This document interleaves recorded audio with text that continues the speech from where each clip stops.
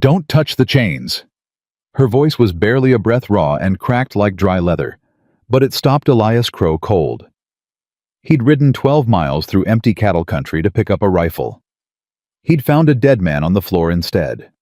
And now, behind a locked door that should have held nothing but gun racks and ammunition crates, a woman sat chained to the wall, bleeding barefoot, and looking at him like she'd already decided he was just another man who would hurt her. If this story already has you holding your breath, you're exactly where we want you. Subscribe to this channel and follow every part of this story until the very end. And drop a comment telling us what city you're watching from. We want to see just how far this story travels. Elias Crow had not planned on dying that morning. He had planned on collecting his rifle, riding back before noon, and eating a decent meal for the first time in 4 days. That was the whole plan. Simple. Clean. The kind of plan a man makes when he's tired of things being complicated. But the front door of Hendrick's trading post was standing wide open when he rode up, and nothing about that felt right. He'd been coming to this outpost for 6 years. Walt Hendricks ran a tight operation, methodical, private, and deeply committed to locking his doors. The man had once turned away 3 U.S. Marshals because they hadn't knocked properly. An open door at Hendrick's meant something had gone very wrong. Elias stepped down from his horse slowly, hand already resting near his holster. "Walt." Nothing answered him except the wind moving through the dry grass at his back. He stepped inside. Walt Hendricks was on the floor behind the counter, face down, one arm stretched toward a whiskey bottle that had shattered beside him. He'd been dead long enough that the blood under him had gone dark and thick. No signs of a fight that favored him. Whatever happened, it had been fast, and it had been decided before Walt had a chance to make it ugly. Elias stood very still in the middle of that room. He was a man who had learned not to panic. Panic was expensive. Panic got horses killed and men buried. He'd built half his fortune and survived all of his grief by refusing to panic when everything around him suggested he should. But his heart was moving faster than he liked. He checked the corners, checked the back window. Nothing moved. Then he heard it. A sound from behind the heavy iron door at the back of the room, the door that led to Walt's gun storage. A faint metallic dragging, like something being pulled across a wooden floor. And then a sound so quiet, he almost convinced himself he'd imagined it. A woman's voice, not screaming, not calling out, just 2 words, low and desperate, and pressed close to the door crack, like she'd been saving them for a very long time. "Please, don't." Elias crossed the room in 4 strides. He tried the door handle. Locked. He looked for a keyring, found one on Walt's belt, crouched over the dead man, and worked through 6 keys before the 7th turned the lock. The door swung open, and Elias Crow, who had promised himself he would not panic, went very quiet inside in the way that only happens when a man sees something that changes the shape of the world. She was chained to an iron ring bolted into the far wall. The chains were short, barely enough slack for her to sit upright. An iron collar circled her neck, connected by a length of chain to a second set of manacles around her wrists. She was barefoot, her feet wrapped in rags soaked dark. Her dress had once been plain and decent. Now it hung off her like something that had survived a war. She was young, mid-20s maybe. Hard to tell when someone had been treated the way she had clearly been treated. She was watching him, not with hope, with calculation. Like she was deciding exactly how much danger he represented, and exactly how fast she could move if she needed to. "Who are you?" she said. Her voice was steadier than he expected. Cracked at the edges, yes, but steady in the center. The voice of someone who had made themselves hard to break. "Elias Crow," he said. "I own the Crow Ranch about 12 miles east." He kept his hands visible, both of them. "I'm not going to hurt you." "That's the 4th time someone said that to me in the last month," she said. "It hasn't been true yet." He didn't argue with that. He looked at the chains instead, and tried to keep his expression from showing what he actually felt, which was a rage so cold and precise it frightened him. "The keys for these," he said. "Walt would have had them. The man who owned this place is dead." "I know." "You saw him?" "Yes."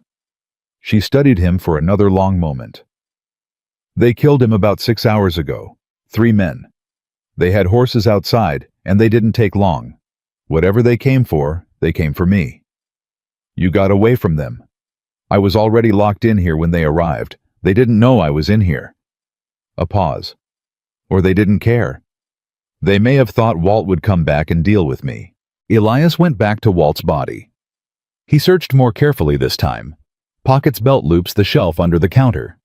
He found a second key ring tucked inside Walt's boot. 3 keys.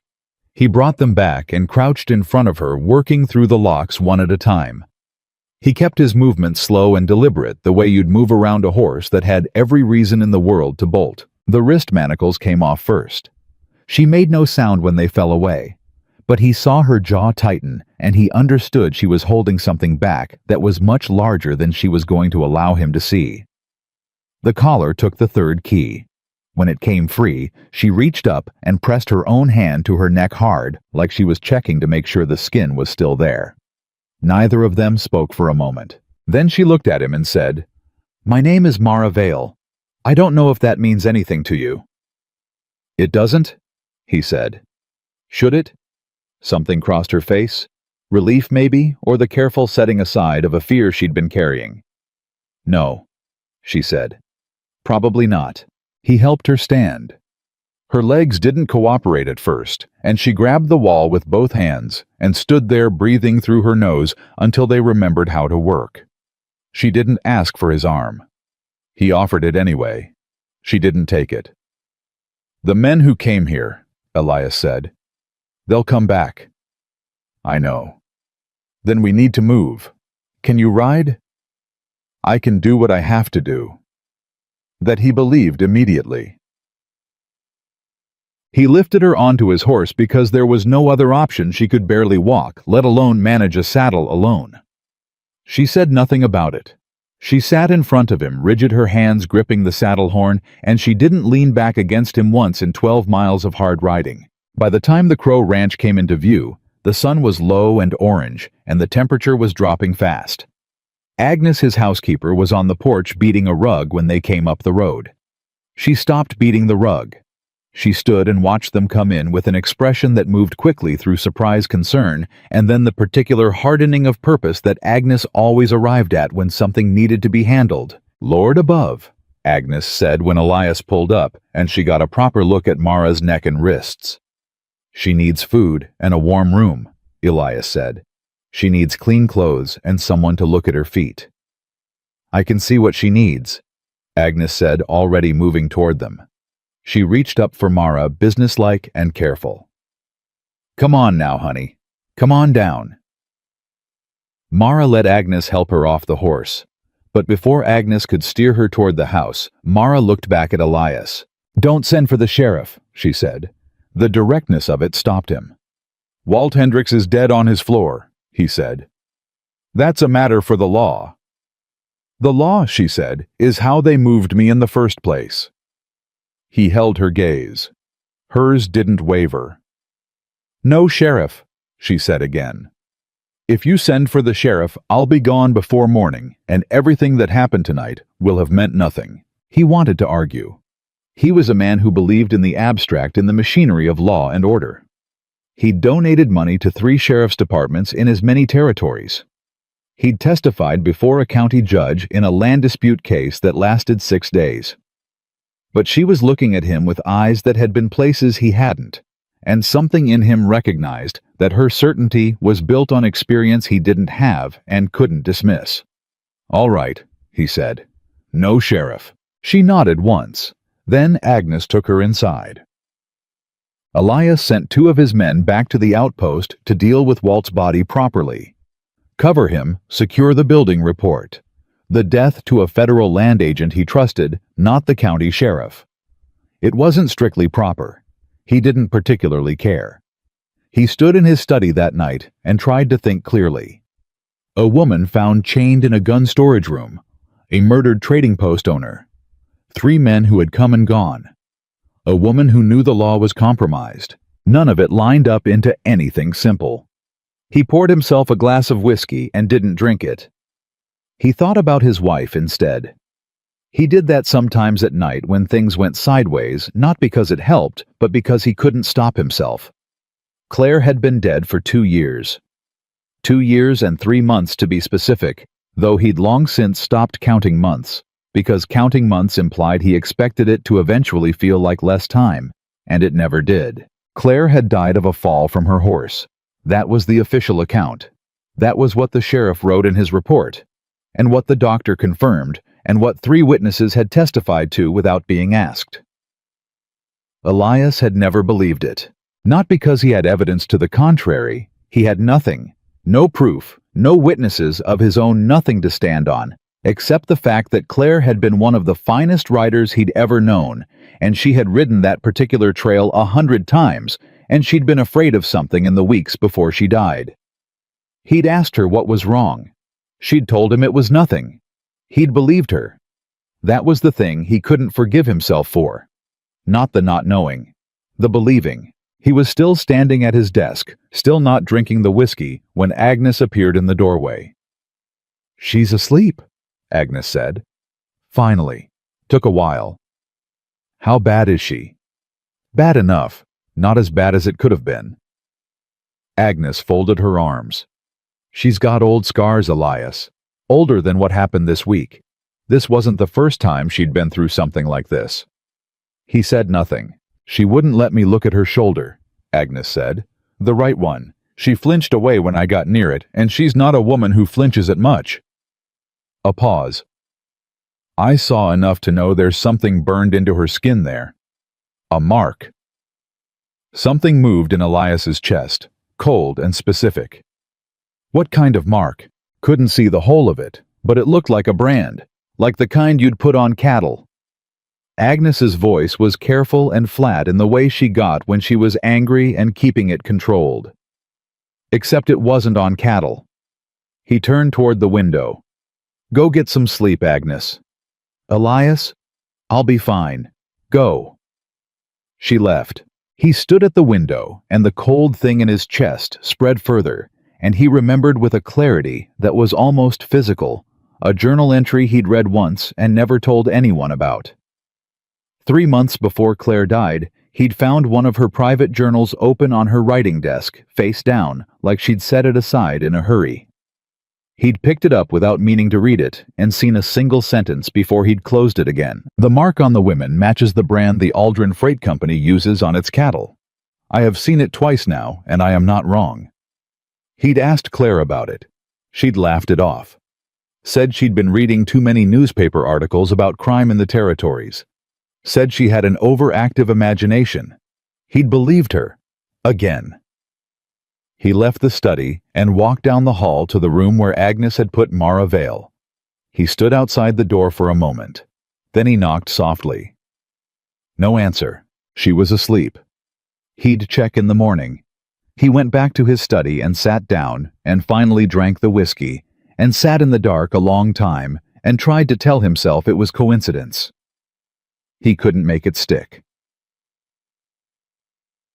Morning came gray and cold. Mara was already awake when Elias came down. She was sitting at the kitchen table, with her hands wrapped around a cup of coffee, dressed in a plain brown dress of Agnes's, that was slightly too large for her, her dark hair pulled back her feet in a pair of wool socks. She looked less like a prisoner this morning, and more like someone who was very carefully reassembling themselves into someone harder to read. She looked up when he came in. "You didn't send for the sheriff," she said. "I said I wouldn't. Men say a lot of things." He sat down across from her. Agnes quietly left the kitchen. "I need to ask you something," Elias said. "You're going to ask me what happened, where I came from, how I ended up in that room." "Eventually, yes, but that's not the first thing." She waited. "The mark on your shoulder," he said. The change in her face was immediate and total. Every careful, managed piece of her expression locked down at once. Her hands tightened around the coffee cup. "What about it?" she said. "I need to see it." "No." "Mara." "No," she said again, and her voice was flat and absolute. "That's not a thing I'm doing. Not for you, not for anyone. Not today." My wife knew about that mark, he said.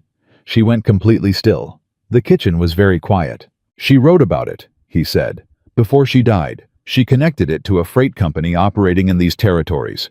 She called it the Aldrin brand. He watched Mara's face. The stillness in it was extraordinary. Not calm, but controlled. Like someone holding a full cup with both hands very carefully over a long drop. My wife died 2 years ago. They said it was a riding accident. I never believed that. Mara set down her coffee cup. She reached up with one hand slowly and pulled the neck of Agnes's dress aside at the shoulder. She turned in her chair so he could see. The brand was circular, roughly the size of a silver dollar. Inside it, a design that Elias recognized, or almost recognized, like something seen in poor light. A crescent over a straight, horizontal line. Simple, deliberate, permanent. He'd seen something similar once before, in a photograph Claire had hidden in the back of her wardrobe. A photograph he'd found only after she was dead, while going through her things, and had held for a long time before deciding he didn't know what it meant and putting it away in a box he'd never opened again. He stood up from the table. "I have something to show you," he said. "Okay." He found the box in the back of his closet on the highest shelf behind a row of hats he never wore. He carried it to the kitchen table and set it down and opened it in front of her. The photograph was on top. It was a photograph of 4 women standing in a line, all of them looking directly at the camera with expressions that were impossible to read as anything other than exhausted. The photo was damaged, water-stained at one corner, slightly torn.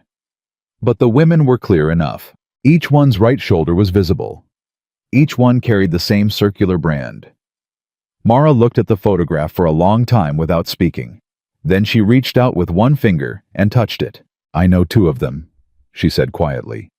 "This one." She indicated the woman second from left. "Her name was Delia. She died before I got out." A pause. "And this one."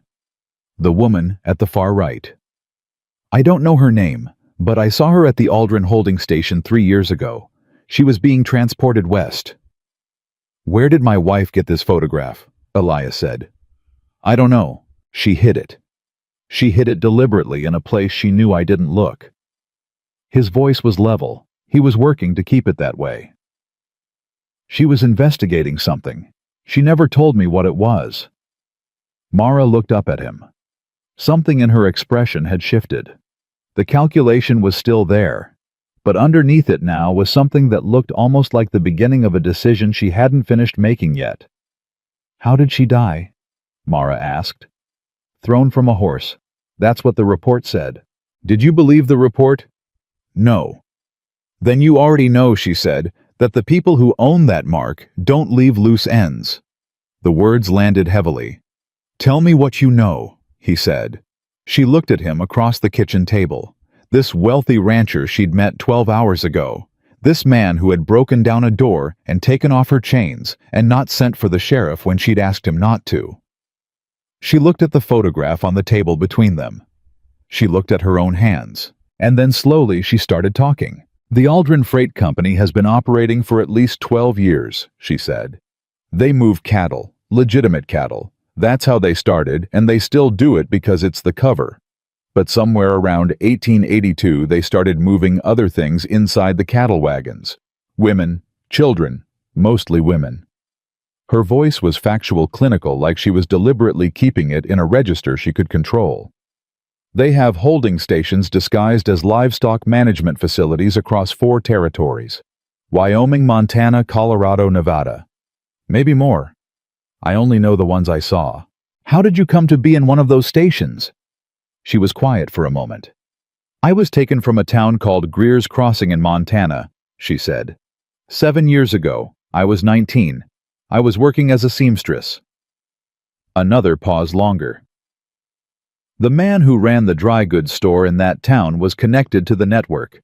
I didn't know it. He offered me work repairing freight wagon covers. The next morning, I woke up inside one of those wagons." The kitchen was very quiet. 7 years, Elias said. 7 years.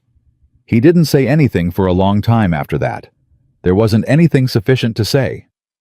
"You escaped," he said finally, "3 weeks ago."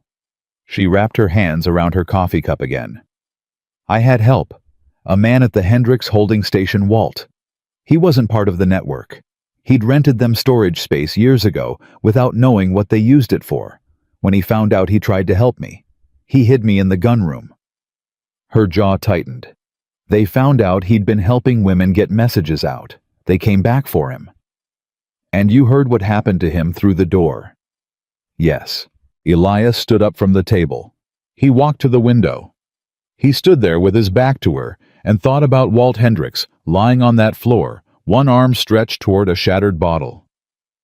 "The men running this organization," he said. "Who are they?" "That's the part you're not going to want to hear." He turned around. She met his eyes steadily. "They're not criminals the way you're thinking," she said. "They're not outlaws hiding in the hills. They're the men who built this territory. Judges, railroad investors, county sheriffs, town mayors. Men who sit in church on Sunday and contribute to the school fund and shake hands with their neighbors." She paused. "Men whose names you probably know." Something cold and final settled over the room. "And you can prove this," he said. She reached down and lifted the hem of Agnes's dress slightly at the side. He saw that she'd somehow in the night found a way to strap something flat against her upper leg. She pulled it free and set it on the table between them. It was a small leather-bound ledger, well worn. The leather was stained and the cover was warped from moisture, but it was intact. "I took it from the Aldrin holding station before I ran," she said. "Names, dates, payment records, routes, everything they moved and everyone who paid for it." She held his gaze. "Including the men who provided railroad access to the territory." She let that land, and then she said very carefully, "Including the freight contracts that ran through the Crow Railroad line between 1888 and 1890. The silence after that was different from any silence that had come before it. Elias stood very still and felt something he hadn't felt since the morning Agnes had come to tell him Claire was gone, a kind of structural collapse in his understanding of things, the sensation of the ground not being where he'd believed it was. "Say that again," he said. "Your railroad contracts," Mara said. "Your freight routes. You didn't know. I believe that I'm not saying you knew. But the network used your lines. They moved people on your railroad for at least 2 years. A pause. "And someone in your organization knew it was happening. Someone sold them that access." He said nothing. He couldn't speak. "That's why your wife was investigating," Mara said quietly. "She found out. She started pulling at the thread. And the thread led somewhere too close to home for anyone to let her keep pulling." The room felt very small suddenly. Elias pulled a chair away from the table and sat down heavily. "My wife," he said. "She was trying to stop this." "Yes." "And she died for it." Mara said nothing. The silence was its own kind of answer. He sat with it. He sat with all of it.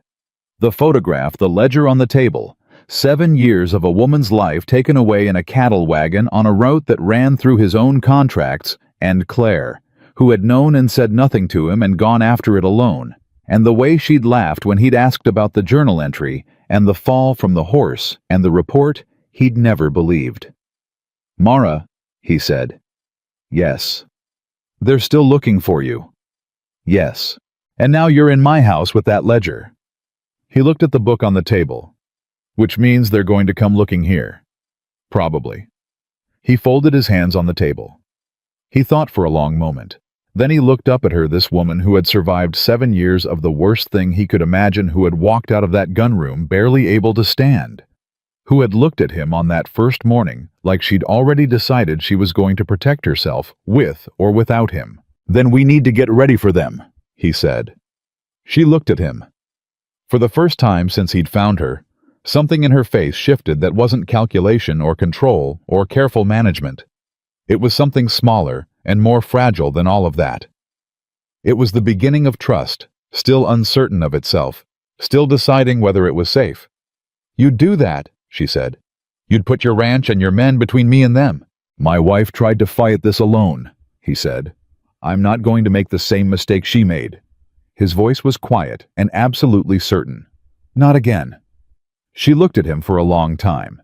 Then she pulled the ledger back across the table and held it against her chest. Then you need to understand something first, she said. That ledger has 73 names in it. 73 men across 4 territories who paid for passage or provided resources or looked the other way for money. Her eyes didn't move from his face. One of those names is going to be someone you know personally, someone you've trusted, someone you would never have suspected. He didn't flinch. Tell me, he said. Not yet, she said. When I tell you, I need you to be ready, because when you hear it, everything is going to change. Outside, the wind moved through the dry grass, and the early autumn light cut hard and cold across the empty cattle country of western Wyoming. And somewhere in that country, 3 men on horses were riding toward a trading post where a woman they'd been paid to retrieve was no longer waiting for them, and they would figure out soon enough where she had gone instead. She didn't tell him that night. She didn't tell him the following morning either. She ate the breakfast Agnes set in front of her slowly, methodically, like someone who had learned not to trust that another meal was coming, and she watched Elias, the way she watched everything in that house carefully, from a slight distance, cataloging exits and angles and the weight of people's intentions. Elias let her. He had enough to think about without pressing her. He spent the morning going through his own records, freight contracts, rail agreements, livestock transfer documents from 1887 through 1890. He pulled them from his filing cabinet and spread them across the study floor and went through them one by one, looking for Aldrin Freight Company, looking for anything that connected to the routes Mara had described. He found it in 40 minutes. 11 freight transfers, all routed through his rail line between March of 1888 and October of 1890. All listed as livestock transport cattle and draft horses according to the paperwork. All authorized by a signature he recognized. He sat on the floor of his study and stared at that signature for a long time. Thomas Hale, his business manager, his friend of 9 years, a man who had stood at Claire's graveside with his hat in both hands and wept genuinely, or what Elias had believed was genuinely while Elias stood beside him, too numb to cry at all. He put the documents in a separate pile. He locked the study door. He sat down at his desk and put his head in his hands and stayed there until the anger moved through him fully and left something colder and more functional behind it. Then he went to find Mara. She was in the barn, not hiding, not crouching in a corner with the door watched. She was standing beside his best quarter horse, one hand resting on the animal's neck, talking to it in a low voice. The horse was completely calm, which told Elias more about her than anything she'd said so far. Thomas Hale, he said from the barn doorway. She turned around slowly. You found it yourself, she said. His signature is on 11 freight transfers that match the routes in your ledger. He kept his voice even. He's the name. She nodded once. How long have you known? I saw his name in that ledger a year ago, she said. I didn't know whose man he was until I saw the Crow name on the rail contracts in the station records. She paused. I'm sorry. I know that's a hard thing. He sat in my house, Elias said. He ate at my table. He was with me the day Claire was buried. I know. Did he know about Claire? Did he know what she was doing? Mara was quiet for a moment, and that pause was its own kind of answer. Tell me, Elias said. Elias. His name appears twice in the station records specifically connected to your wife, she said carefully. Once in a report about a woman in Crow territory who was acquiring information that required management. Once in a payment record dated 3 days before she died. She held his gaze. I don't know what that payment was for, but I know what it was near. The barn was very quiet. Elias turned away from her. He stood with his back to her for a moment, both hands flat on the stall railing, not moving. She trusted him, he said. Claire liked Thomas. She never said a bad word about him. A pause. She would have talked to him. She would have asked him questions without knowing what he was. Yes. Mara said quietly. That's probably exactly what happened. He stayed turned away from her for another long moment. Then he straightened and turned back, and his face had that controlled, deliberate quality. Back in it, the expensive calm of a man who had decided that falling apart was something he couldn't afford right now. "Where is the ledger?" he said. "Agnes is keeping it. I asked her to put it somewhere she'd choose, not somewhere I'd tell her. That way, if someone comes looking and gets to me first, I genuinely don't know where it is." He looked at her. "That was smart," he said. "I've had 7 years to learn how to think this way," she said. And she said it without self-pity, just as a simple accounting of fact, which somehow made it worse than if she'd said it with bitterness. They stood in the barn with the horse between them and the autumn light coming through the gaps in the wood, and Elias said, "How many people know you came here? No one saw me leave the outpost. You were alone when you found me. Your men who came for Walt, do you trust them? With my life." "Then nobody knows yet." She paused. "But Thomas Hale knows you were supposed to ride to Hendricks that morning to pick up a rifle. He knows your schedule. He's going to realize eventually that you found something you weren't supposed to find.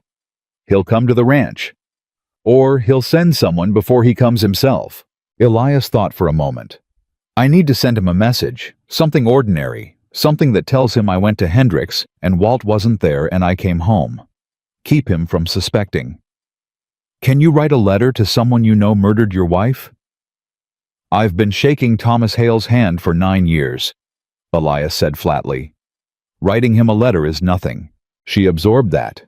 Something in her expression changed slightly, not sympathy exactly, but a kind of recognition. Like she understood what it cost a man to be that controlled because she had learned that cost herself. "All right," she said. "Write the letter." He nodded and turned to go. Then he stopped. "Mara, the women in the photograph, the 4 of them." She waited. "Were any of them still alive when you left the station?" She didn't answer immediately. She looked at the horse instead, her hand still resting on its neck. "One of them," she said finally. "The one I didn't recognize. She was still at the Nevada station 3 months ago. Whether she's still there now..." She stopped. "I don't know." "We'll find out," he said. She looked at him then sharply. "Don't make promises like that," she said. "Don't make promises you can't keep to someone who's been in a place where promises meant nothing." "Then I won't promise," he said. "I'll just tell you that getting every name in that ledger brought to justice is the only thing I plan to do with whatever time I have left on this earth. And that includes finding every woman they took." He held her gaze. "That's not a promise. That's a statement of intention." She studied him for a long moment. "Go write your letter," she said. He wrote it. 3 clean sentences to Thomas Hale, delivered by a ranch hand with instructions to hand it only to Hale personally. Went to Hendricks. Place was closed up. Came home. Nothing suspicious about it, nothing dramatic. The exact blandness of a man who had noticed nothing and thought nothing and come home for supper. He sent it, and then he waited because there was nothing else to do in that particular moment, except wait and think. And Elias Crow had never been good at the first one and was exhausted by the second. Agnes found him in the kitchen that afternoon, eating cold beans from the pot, because he'd missed lunch and couldn't sit still long enough for a proper meal. "She told you about Hale," Agnes said. He looked up. "How do you know about Hale?" "She told me this morning, before you found it yourself." Agnes folded her arms. "She wanted me to know in case something happened to her before she could tell you. She told you, and she made you wait. She was deciding if you could handle it," Agnes said simply. "I think she was watching you this morning while you were in the study, watching to see how you'd react when you found it yourself." Elias put down the spoon. "She was testing me." "Smart woman does what she has to do to stay alive," Agnes said. "Don't take it personally." He didn't. He thought about it from Mara's position and found that he couldn't argue with the logic. A woman who'd spent 7 years in chains had earned the right to test every person who claimed they wanted to help her before she believed them. "Agnes," he said, "the ledger. Safe. If something happens to me, I know what to do with it," she said firmly. "I've known since she handed it to me. Don't insult me by explaining." He almost smiled. It was the first thing approaching a smile he'd felt since he'd ridden up to that outpost door. "All right," he said. "And Elias." Her voice changed, dropped lower. "There's something else. She told me something this morning that I think you need to hear, but I think it needs to come from her, not from me." A pause. "Ask her tonight about what happened the first time she tried to escape." He looked at Agnes's face. Whatever was in it made something in his stomach tighten. "How bad?" he said. Agnes just shook her head and left the room. He found Mara on the back porch after supper. She'd wrapped one of Agnes's shawls around herself, and she was looking out at the darkening fields, and she heard him come out and didn't turn around. "Agnes told you to ask me," she said. "She did. She's not wrong." Mara was quiet for a moment. 3 years ago I tried to get out. A different station, the Colorado one. There was a man working freight there, an older man, and I thought I could trust him. I was wrong." She paused. "They found me 11 miles out. They brought me back." She stopped. He waited. "They made an example of me," she said, and her voice was completely steady in the way of someone who has told themselves a thing so many times it has worn smooth. "So the other women would know what happened to people who tried to leave. They kept me in a separate room for 2 weeks after that. The women who were there, they didn't speak to me. They were afraid that knowing me would cost them something." Elias said nothing. He stood beside her on the porch and said absolutely nothing, because there was nothing in the English language sufficient, and he had learned by now that silence was sometimes cleaner than false comfort. "The man who ran the Colorado station," she said. "His name is in the ledger, Gareth Cull. He's not just a station manager. He's the one who organized the transport routes for the entire Western Territory. He's the operations man. He reports directly to whoever sits at the top of this organization." She turned to look at Elias. "I have never seen the man at the top. None of the women had. He exists in the ledger only as initials. R.A. "R.A., Elias repeated. "Whoever that is, he built this thing from nothing, and he's kept it invisible for 12 years, which means he has enough power and enough connections that the people who could expose him are either paid to be quiet or afraid to speak." "Or dead," Elias said. "Or dead," she agreed. They stood in the dark for a while. "Tomorrow morning," Elias said, "I'm going to bring in 4 men I trust absolutely. Former soldiers, all of them men who've been on this ranch for years, and have no connection to Hale or to any of the operations listed in that ledger. I'm going to tell them we have trouble coming, and we need to be ready for it." He paused. "I'm not going to tell them everything. Not yet. But I need bodies I can count on if the syndicate moves faster than we expect. And Thomas Hale, I'm going to keep him close and watch him.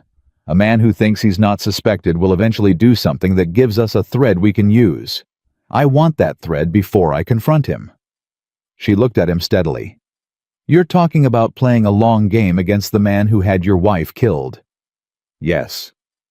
"Can you do that, day after day, knowing what you know and still shake his hand?" Elias looked out of the dark fields. "I can do anything I need to do for Claire," he said quietly. "She deserves more than my anger. She deserves the whole thing brought down." Mara was quiet for a long moment. Then she said, "There's a woman named Luz Pacheco. She escaped the Nevada station about 4 months before I did. She made it to a town called Seaver in southern Nevada. She would have been hiding there, keeping her head low." She paused. "She has information I don't. She was at the Colorado station before Nevada. She knew Gareth Cull, personally worked near him for almost a year. If she's still alive, and she's willing to talk, she can give us details about the operation that the ledger alone can't prove. You want me to send someone to find her? I want you to send someone careful, someone who won't look like they're looking. She turned to face him fully. "And I want you to understand that if Luce is found by the wrong people first, she's dead. So whoever you send needs to be faster and smarter than anyone the syndicate has watching." "I know someone," he said. "Who?" "A man named Decker. He was a Pinkerton agent for 6 years before he decided the agency had too many politics and not enough justice. He's been operating independently in the territories for 3 years. He owes me a favor." He paused. "He's good at being invisible." Mara considered this. "All right," she said. "But he rides within the week." "Within 2 days," Elias said. Elias. She nodded slowly. It was the second time she'd nodded at him that way, the measured acknowledging nod of someone who was still deciding how much of their weight to put down, but was putting a little more of it down each time. They were about to go back inside when hoofbeats sounded at the end of the ranch road, single horse moving fast. Both of them went still at the same time. Elias's hand went to his hip. Mara stepped back from the porch rail into the shadow of the doorframe, pure reflex, no hesitation.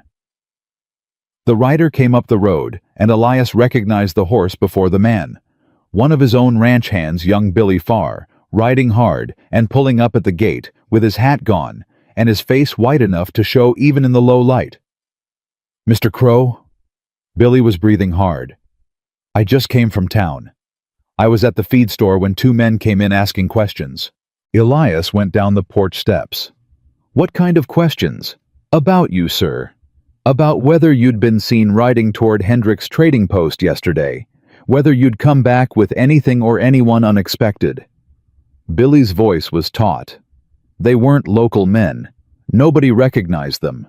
And they weren't asking like they were just curious. They were asking like they needed an answer before morning. From the doorframe, Mara's voice was quiet and absolutely certain. "They're already moving." Elias looked back at her. "How long until they can get here?" he said. "If they have horses staged on the route, which they will, 8 hours, maybe 6. She stepped fully out of the doorframe. Her chin was up, her jaw set. She looked like a woman who had been waiting for this moment with dread for weeks, and had now arrived at the strange relief of it being here at last. "We need to move the ledger tonight." "Where?" "Somewhere off this property. Somewhere that has no connection to you or to me." She was already thinking, he could see it, quick practical running through variables. "Does Agnes have family nearby?" "A sister, 3 miles east." "Can we trust her?" "Agnes's sister is 71 years old and hates everyone equally," Elias said. "She won't talk to the syndicate any more than she'd talk to God." "Then the ledger goes there tonight. Agnes rides with it. She stays there until we send for her." Mara turned to Billy. "The 2 men in town, did they say where they were staying?" "No, ma'am," Billy said, still catching his breath. "Did anyone follow you out here?" "I took the back route through Keller's fields. Nobody followed me." She looked at Elias. "We have maybe 5 hours if we're lucky. How many armed men can you have awake and positioned before dawn?" He thought quickly. 7, 8 if I wake everyone." "Wake everyone," she said, "and get word to this Decker. Not after tonight now. Send someone now." He looked at her standing on his back porch in Agnes's borrowed dress, barefoot, and recently unchained, and barely 3 days out of a room where a man had been murdered 6 feet away from her, issuing instructions with the clear and organized certainty of a general who had been planning this campaign for 3 years. Because she had been, he realized. She hadn't just been surviving in that system. She had been building toward this, gathering information, memorizing names, stealing a ledger, placing herself in a position to fight back from the moment she got out. She hadn't escaped by chance. She had escaped on purpose. And now she was standing in his yard, and the people who had put chains on her were 6 hours away, and she wasn't afraid. She was ready. "All right," he said. "We do it your way." He turned to Billy. "Ride to Daniel Decker's place in Millhaven. Don't stop. Tell him Elias Crow says the debt is called in, and I need him in Seaver, Nevada by end of week. He'll know what it means." Then, louder, back toward the house. "Agnes." Agnes appeared in the kitchen doorway almost immediately, like she'd been waiting. "The ledger," he said. "You're riding to your sister's tonight." Agnes didn't argue, didn't hesitate, didn't ask a single question. She just said, "Give me 10 minutes," and turned back inside. Mara watched her go. Something in her expression was unusual, something that on a less guarded face might have been called moved. "She's remarkable," Mara said quietly. "She raised me after my mother died," Elias said. "She's been remarkable my entire life." A beat of silence. "Your men," Mara said. "When you brief them tonight, there's something they need to know above everything else." She turned to face him directly. "The men coming are not frontier outlaws. They're not disorganized. They hit fast, they hit clean, and they leave nothing behind that tells a story. They killed Walt and rode away and nobody found him for hours." She paused. "They're going to try to make it look like something other than what it is. A robbery. A fire. An accident." Her eyes didn't move from his face. "So whatever happens tonight, make sure there are witnesses. Make sure everything that happens is seen and recorded and has names attached to it. They can silence one man. They can't silence a town." Elias held her gaze. There it was, the thing she'd been building toward since before she even met him. Not just surviving. Not just running. Evidence. Witnesses. A case that couldn't be buried. She hadn't stolen that ledger as a bargaining chip to buy her own safety. She'd stolen it as a weapon, and she'd been carrying it alone for 3 weeks with 6 hours of hard riding between her and the men who'd put that brand on her shoulder, waiting for someone with enough power and enough reason to use it. He had both. He understood now completely why she had let him take her chains off and told him not to call the sheriff and asked him nothing about who he was or what he wanted in return. She hadn't needed a rescue. She had needed an ally. "Get inside," he said. "Help me plan the positions. You know how they move, and I know this land. Between us, we can make 6 hours enough." She went inside without another word. He stood in the dark for just a moment longer. The night was cold and still, and somewhere out there on a road he couldn't see, men were riding toward his property, who had murdered his wife and stolen years from the woman now standing in his kitchen. He had built everything he owned with his own hands over 20 years, and he had never in those 20 years wanted to burn something to the ground as badly as he wanted to burn this. He went inside. There was a great deal of work to do before dawn. They had 4 hours. Elias laid it out fast at the kitchen table. Ranch map spread flat, 8 men standing around it, lamp turned high. He kept it simple, because simple plans survive contact with chaos better than complicated ones, and he expected a great deal of chaos before sunrise. The east fence line was the weakness. He put 2 men there with rifles and instructions to fire 1 warning shot. If they saw movement, then fall back to the barn. The barn itself became the second position. 3 men good angles on the main house approach from both directions. The house he kept for himself, and 1 other, a former cavalry sergeant named Cross, who hadn't said more than 40 words total in 3 years of working the ranch, but who could shoot a playing card at 200 yards in poor light. Mara listened to all of it without interrupting. When he finished, she said, "They'll come from 2 directions at once. They always do. 1 group visible, 1 group quiet. The quiet group is the dangerous one." "You've seen them work before," Cross said, looking at her directly for the first time. "I've seen what they leave behind," she said. "Same thing." Cross nodded once, which from him was the equivalent of a full endorsement. "The north side of the property." Mara continued moving her finger across the map. "There's a dry creek bed that runs parallel to this fence line. If I were them, I'd stage the quiet group there and move them up while your attention is on the east approach." "She's right," Cross said. Elias looked at the map. "Donnelly, take marsh and cover the creek bed. Stay low and stay quiet and don't fire until you see them moving." Donnelly, a broad-shouldered man of 50, who had ridden with Elias for 11 years, said simply, "Yes, sir," and that was that. The men went to their positions. Agnes had been gone an hour by then, the ledger wrapped in oilcloth and tucked into a flour sack, and riding in the bed of a buckboard driven by a woman who had already proven she was not interested in being intimidated by the world's opinion of her. The house went quiet. Elias and Cross took the front room. Mara stayed with them because Elias had told her firmly to stay in the back bedroom, and she had looked at him with an expression that communicated clearly, and without any words, that she was not going to do that. He hadn't pushed it.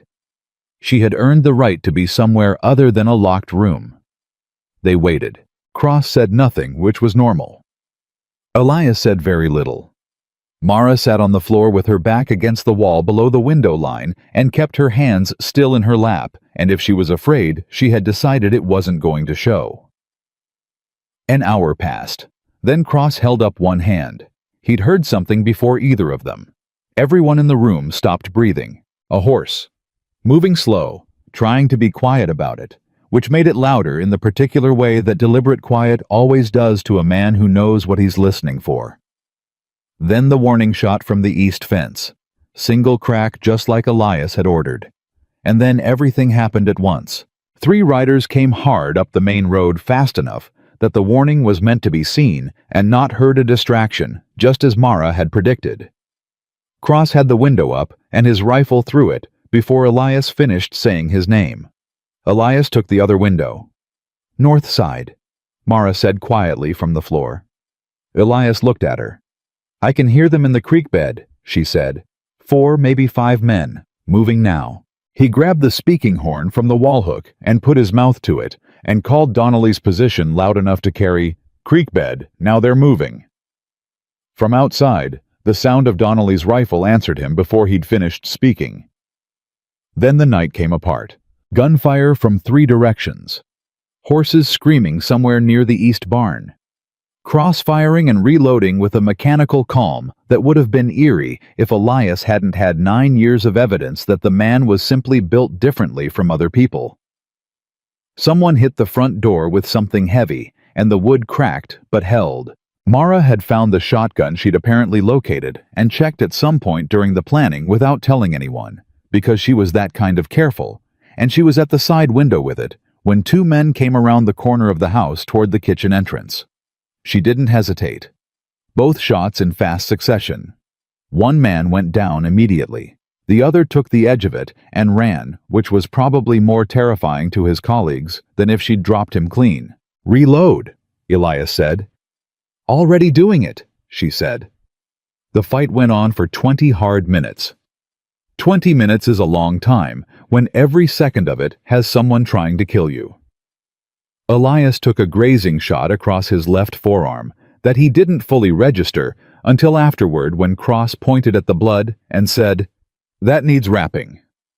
And Elias looked down and found he'd been holding a rifle with a bleeding arm for an unknown amount of time without noticing. Then, as fast as it had started, it stopped.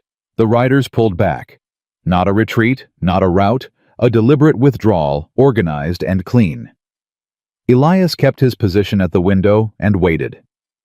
"They left someone," Cross said quietly. "Where?" "Barn roof." Elias processed this. Someone left behind as a watcher, or as a finisher if the main group's retreat was a feint to draw people out. Mara's voice from very close to his ear. "He's been up there since before they came. He's not with the main group." He turned to look at her. "How do you know that?" "Because he's been up there since we took our positions. I heard him shift when Donnelly called out earlier." She paused. "He's watching to see who gives orders. He's not here to fight. He's here to report back." Elias was quiet for a moment. Then he said, "Can we take him without killing him?" "Cross can," she said. Cross, who had apparently been following all of this, was already moving toward the back door. It took Cross 11 minutes. Elias knew because he counted standing at the front window with his arm bleeding into the sleeve of his shirt, waiting. When Cross came back through the kitchen door, he had a man in front of him with his wrists tied and a look on his face that had moved past fear into a kind of empty resignation, the look of a man who understood his situation fully and had already made his peace with the limits of it. Elias looked at the man. The man looked at the floor. "Who sent you?" Elias said. "Nothing." "I'm going to ask you that question one more time," Elias said. and his voice was very quiet and very even, which was more frightening than anger would have been.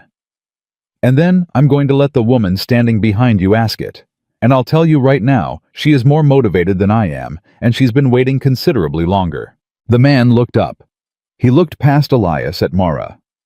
She was standing with the reloaded shotgun and looking at him with an expression that had no performance in it at all, just clear, cold focus. He looked back at Elias. "Gareth Cull," he said. The name dropped into the room. Mara's expression didn't change, but her hands tightened slightly on the shotgun. "Cull sent you specifically," Elias said, "not the main group." "The main group was supposed to burn the place and find the woman," the man said. His voice was flat, defeated. "I was supposed to watch and report back on how many people were protecting her and what resources Crow had. Cull wants to know what he's dealing with before he comes himself." "Cull is coming personally," Elias said. "He will now. After tonight, yes." Elias looked at the man for a long moment. Then he looked at Cross. "Lock him in the grain storage, comfortable enough that he can sleep. He's going to be talking to a federal land agent before the week is out." Cross moved the man out. Elias turned around and found that Mara had put the shotgun down and was standing very still in the middle of the room, and the controlled, managed steadiness she'd been carrying all night had something new in it, not a crack exactly, but a hairline fault he hadn't seen before. "Gareth Cull," he said carefully. "He's coming," she said. And she said it like a fact she'd known was coming and had been dreading and was now trying to fit into the space in her chest that had been set aside for it. "After tonight, he's coming in person." "Good," Elias said. She looked at him sharply. "That means he's afraid," Elias said. "A man who sends other men to do his work isn't afraid. A man who comes himself is." She looked at him for a moment. Then something in her exhaled that wasn't quite a breath and wasn't quite a sound. "You need to have that arm looked at," she said. Dawn came gray and cold and found the Crow Ranch looking like a place where serious people had made serious decisions. 2 men injured, neither critically. The east fence torn open, which was fixable. 1 barn door off its hinge. And in the clear morning light, the evidence of the night spread across the yard in the particular eloquent silence that follows violence. Hoof marks in frozen mud. A dropped pistol near the water trough. A bloodstain in the creek bed where Donnelly had connected on his first shot.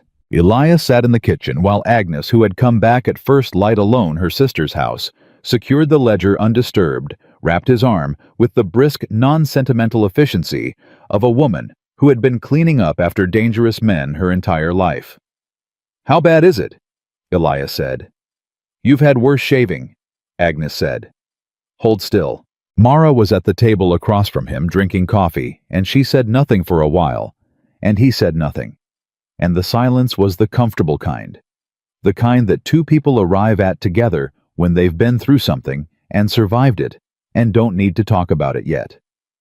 Then Donnelly came in from outside and stood in the doorway and said, "Mr. Crow, rider coming up the west road. It's Thomas Hale." Everything in the kitchen went still. Elias looked at the doorway. Then he looked at Mara. Her face was completely composed. "He sent the men, and then came himself to watch the aftermath," she said quietly. "He wants to see what survived.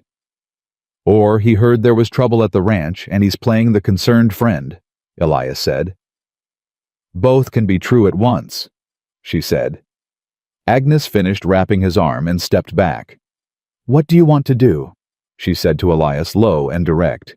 He thought for exactly 3 seconds. "I'm going to let him in," he said.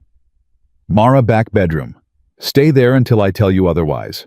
Don't make a sound." "He may already know I'm here," she said. "Maybe, but if he does, he needs to not know that I know he knows." He held her gaze.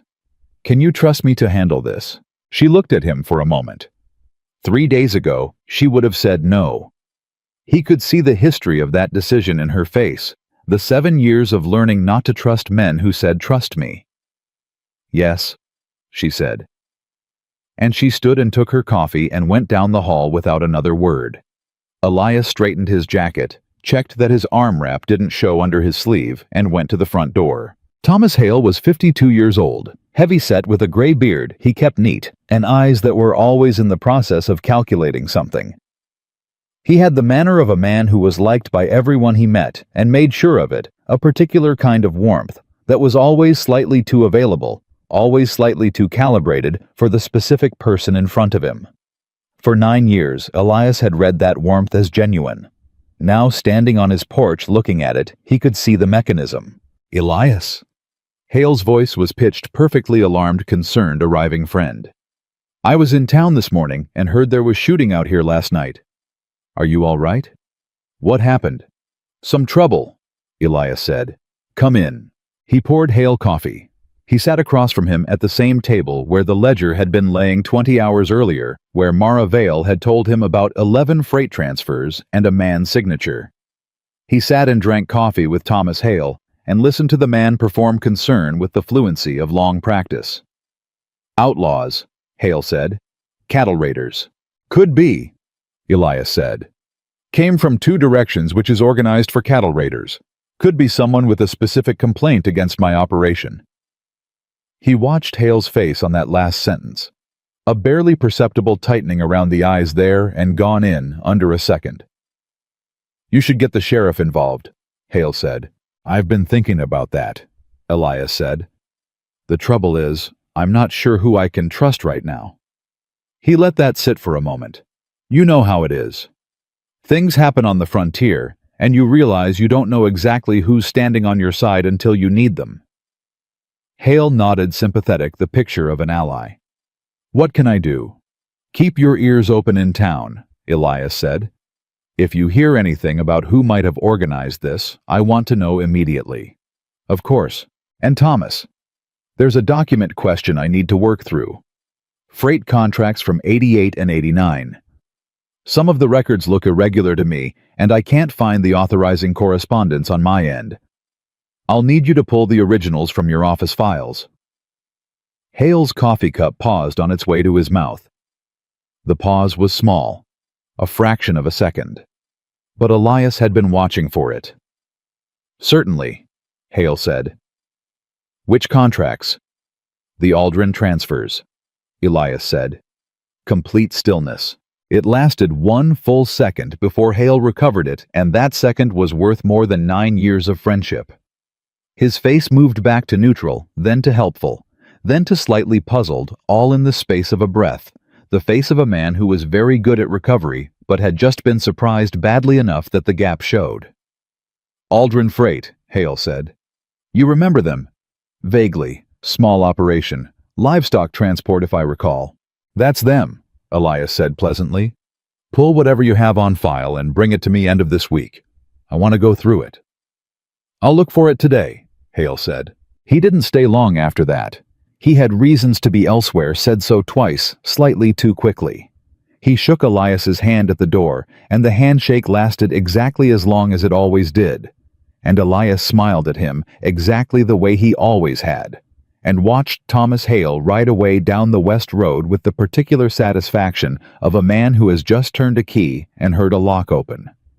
He was already moving when Hale disappeared. Mara. She came out of the back hallway immediately. She'd been standing at the near end of it, he realized, listening. He's going to run, she said. Not yet. He needs to see what we have first. He'll go to the Aldrin contact in town and find out if we have the ledger, and if they think we do, then he'll run. He was already at his desk, writing quickly. Which gives us maybe 48 hours. To do what? To make sure he can't run far enough. He finished writing, folded the paper, looked up. I need to send word to a federal land agent I've dealt with before, honest man, incorruptible, which is rare enough that I've kept his address in my desk for 3 years against the possibility I'd need him.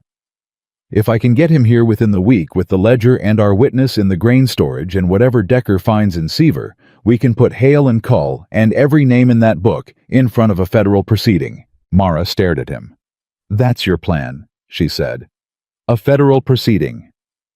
It's the only thing they can't make disappear, he said. Local courts, county sheriffs, territory judges, Cull owns half of them. but a federal agent with documented evidence sent simultaneously to 3 different newspapers is something else entirely. You said it yourself last night, witnesses' records, names attached. You can't silence a town. She was quiet for a long moment. Something was moving behind her eyes. Not doubt, but the particular weight of someone who has been fighting alone for a very long time and is only now registering that they might not have to. "There's something I haven't told you," she said. He put down his pen. She sat down at the desk across from him, and she folded her hands, and she looked at him with the directness she always used when something was going to cost her to say. "The night I left the Yaldrin station," she said. "The night I took the ledger and ran. There was a woman at the station who helped me. She knew I was going to try, and she helped me without my asking. She created a distraction. She told me which guard was weakest. She told me where the ledger was kept." Mara's voice was even and steady. "I didn't know her. I'd never spoken to her before that night. She was a new arrival at the station, only been there 2 weeks. She told me her name was Clara." Elias went very still. "She was slight," Mara said carefully.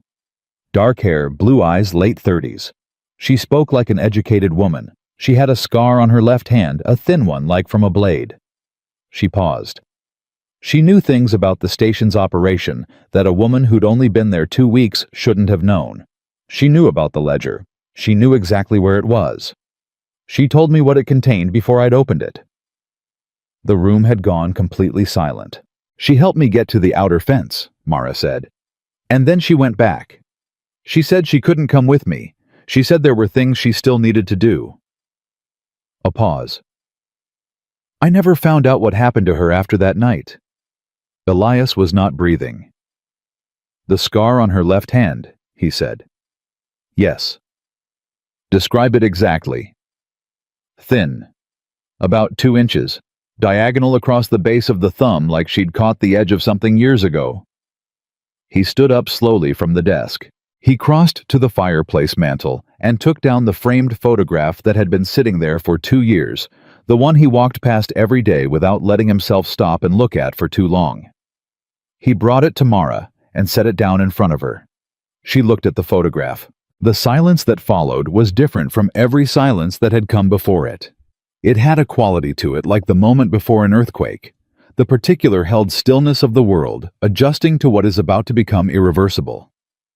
Mara looked at the photograph for a very long time. Then she looked up at Elias, and her eyes were doing something they had not done once in the 4 days he'd known her. "That's her," she said. "That's Claire," he said. "My wife." Neither of them spoke. The photograph lay between them on the desk. Claire Crow, age 38, dark hair, blue eyes, the scar on her left hand visible if you looked for it. Smiling at the camera, with the particular smile of a woman who kept significant things to herself. "She wasn't killed on a trail ride," Mara said, and her voice had dropped almost to a whisper. "No," Elias said. "She got herself inside the station, deliberately. She was already there when I arrived." Mara looked at the photograph again. "She helped me escape. She sent me out with the ledger, and then she stayed." Her hands, which had been still tightened against each other. "She didn't come with me because she wasn't done. She was still collecting something, evidence, names, something she hadn't finished yet. And then they found out what she was," Elias said. "And they killed her," Mara said. The words landed without ceremony, without softening. They were the last piece and they fit, and the picture they completed was the one Elias had been building for 2 years without enough pieces to see. Claire had not died by accident. She had not been carelessly discovered. She had walked herself into the center of that operation deliberately, systematically, gathering everything she could reach, and she had stayed until they found her, because she wasn't finished, because there was always one more name, one more piece of evidence, one more woman she might be able to help. She had known the risk. She had stayed anyway. He stood at his desk and looked at his wife's photograph and felt something he had not allowed himself to feel in 2 years. Not grief, which he'd lived with every day, but pride. Raw, enormous, almost unbearable pride. "She saved my life," Mara said quietly. The night I escaped, she saved my life." Her voice was careful and precise, the same way it was when she was managing something large. "If she hadn't been there, I would have been found before I reached the fence. I wouldn't have known about the ledger. I would have run with nothing." She paused. "Everything we have, the names, the records, the evidence, she gave me that." "She gave us that," Elias said. Mara looked at him. "She gave us that." She repeated and accepted the correction. He picked up his pen again. His hand was steady. "I'm going to finish what she started," he said. "Are you with me?" She looked at him across the desk. This man who had broken down a door and taken off her chains and refused to panic and written a pleasant letter to the man who'd had his wife murdered. This man who had just found out the full truth of how his wife died and whose response was to pick up his pen. "I'm with you," she said. He wrote the letter to the federal agent. He wrote it fully and completely, every detail, every name, the ledger, the witness, the freight contracts, and the name of the woman who had died collecting the evidence that had made all of it possible. He sealed it and called for a writer and gave the man specific instructions about which roads to take and which to avoid and what to do if anyone asked him where he was going. He was still at his desk when Cross appeared in the doorway 20 minutes later. Cross said only 3 words. "Decker is here." Elias looked up. "He wasn't in Millhaven," Cross said. "He was already on his way here, rode through the night." A pause. "He says he has news from Nevada, about a woman named Luz Pacheco." Elias stood up. Something in Cross's face, a quality of stillness that was different, even from his normal stillness, told Elias before the next words came that whatever Decker had ridden through the night to say, it was going to change things again. "Send him in," Elias said. Decker was not what Elias had described. Mara had imagined someone deliberate and careful, a man who moved quietly through the world and left no impression. What walked through the kitchen door instead was a lean, sun-weathered man of about 40, with dust from a hard night's ride still on his coat, and eyes that were moving around the room cataloging everything before he'd finished stepping through the doorframe. He looked at Mara. He didn't look surprised to see her, which meant Cross had told him something on the way in. "Miss Vale," he said. She went still. "You know my name." "I know considerably more than your name," he said, and it wasn't a threat. It was information delivered plainly by a man who understood the difference between the two. He pulled out a chair and sat down without being invited and looked at Elias. "Luz Pacheco is alive." Mara's hands went flat on the table. "Where?" Elias said. "Seaver, Nevada, where you said she'd be." Decker reached into his coat and produced a folded paper, set it on the table. "I wasn't in Millhaven when your man came looking for me. I've had Seaver under watch for 3 weeks, which is why I was already riding when the message came." He paused. "Luz reached out through a church network 2 months ago. She's been hiding with a family of Mexican settlers outside of town, working as a laundress, keeping her head down. She's been waiting to surface until she was sure she had someone to surface too." "Is she safe?" Mara asked. "She was until 4 days ago." Decker's voice didn't change tempo. 2 men arrived in Seaver asking questions about a Mexican woman new to the area. Same type of men that came here last night from what Cross tells me. She moved before they found her. She's on the road now." "On the road to where?" Elias said. "Here," Decker said. "I told her to come here. I told her Elias Crow was the one place in 4 territories that was both armed enough and motivated enough to matter." He looked at both of them. "I hope that was the right call." "It was," Elias said. "She's 3 days out, maybe 4. She's traveling careful and slow." He paused. "And she's not traveling alone. She's bringing 2 other women with her. Women she helped get out of the Nevada station after she escaped." Mara closed her eyes for exactly 2 seconds. When she opened them, her face had that careful, managed quality, but it was managing something larger than usual. "How many are still in the Nevada station?" As of 3 weeks ago, Luz counted 14. The number sat in the room. 14. "Then we move faster," Elias said. He looked at the letter on his desk, the one he'd written to the federal agent. "Decker, I need this hand-delivered to Agent Harlan Cross at the Territorial Office in Cheyenne. Not posted, delivered in person directly by someone who can verify the contents were not interfered with. Can you do that? I can do it faster than the post, Decker said, but I'll need to leave within the hour. Then leave within the hour. Elias took the letter and handed it over. Tell Harlan that Elias Crow is calling in every debt and every favor and every piece of credit he has accumulated over 20 years, and that when he reads that letter, he will understand why, and that I need him here inside 5 days. Decker tucked the letter inside his coat and stood. He looked at Mara one more time before he went. Luce told me something about you. His voice was even. She said you were the one who got out first. She said the women who came after you, the ones who escaped the Nevada station after you, the ones she's bringing with her now, they knew your name. They knew what you'd done. He paused. She said your name was passed between the stations as a kind of code word. Something women said to each other when they needed to believe escape was possible. Mara said nothing. Her jaw was tight. Decker nodded once and left. The kitchen was very quiet for a moment. Agnes, who had been at the stove with her back to the room through all of this, set down her spoon and said without turning around, I'll make up 2 more rooms. They had perhaps 36 hours before everything converged. Luce arriving from the West Call, mobilizing from wherever he was staging the federal agent from Cheyenne if Decker rode hard. 36 hours was not enough, and it was what they had, and Elias had built an entire life out of making what he had sufficient. He spent the morning with Cross and Donnelly, reinforcing the ranch's defensive positions, bringing in provisions, sending 2 men to cut and cache supplies at the creek bed's far end in case they needed a second position.